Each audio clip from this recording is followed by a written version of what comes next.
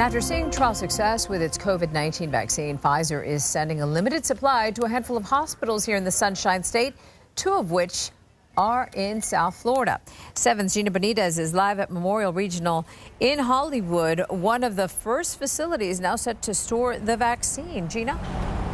That's correct. So both Memorial Regional and Jackson Memorial Hospital set to get some of those first vaccines. Now, at first, there will only be a limited number rolled out and certain groups of people prioritized.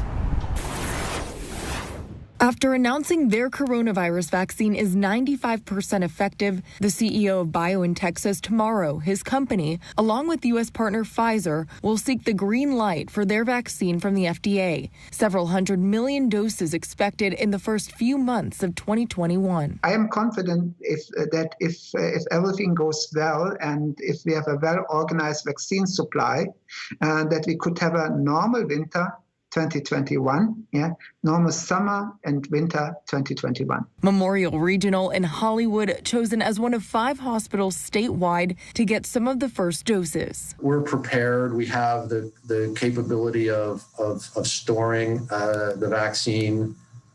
We have our plans for where we will administer and how. Jackson Memorial Hospital is another to get a supply of the first vaccines. Governor Ron DeSantis met with Health and Human Services Secretary Alex Azar to talk distribution. This initial distribution is considered phase 1, in which a limited supply of vaccines available. And that roadmap calls for administering the vaccine to critical infrastructure workers, as well as individuals who might be at high risk. The vaccine effectiveness is the latest in a line of good news from vaccine makers. Moderna announcing this week similar success and efficacy in their vaccine. The company also planning to file for FDA emergency use authorization soon after gathering more safety data later this month. We did not see a single case of severe disease on the people who were vaccinated with our mRNA vaccine against COVID.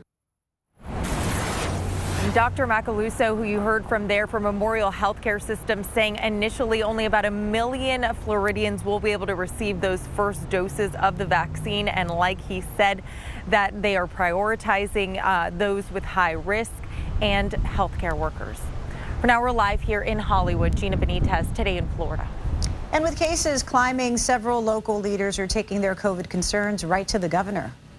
It is about time that we mandate masks statewide. Give us the tools that we need. Governor needs to implement a statewide mask mandate.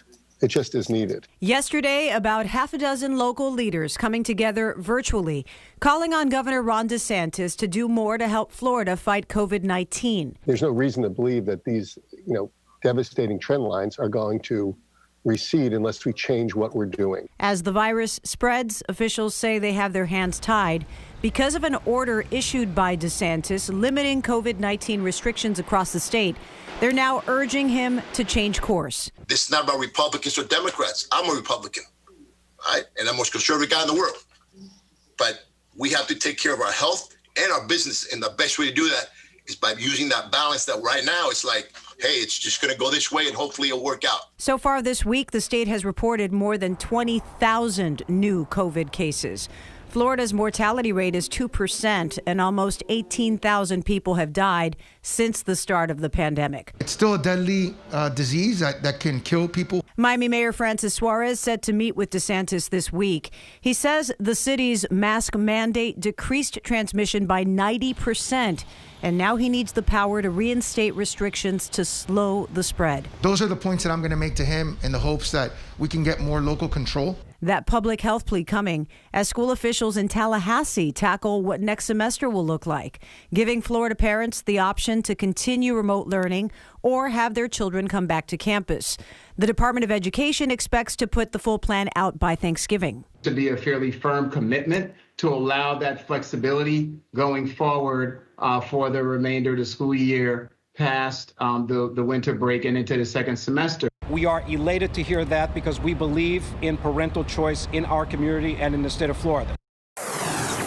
The Florida Education Commissioner says the state will move forward with standardized testing because he says it will help identify achievement gaps the pandemic may have widened.